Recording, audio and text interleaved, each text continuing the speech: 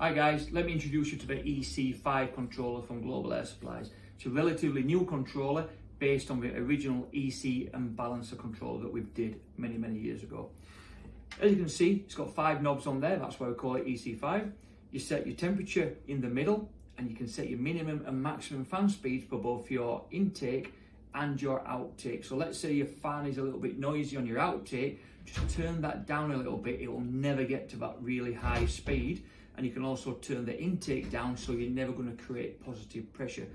Lovely little controller for getting that fine tuning in your room. Again, it's powered from a fan with an active cable. Plug that into the EC fan from gas, put it into the controller. It's all powered, no need for a power adapter.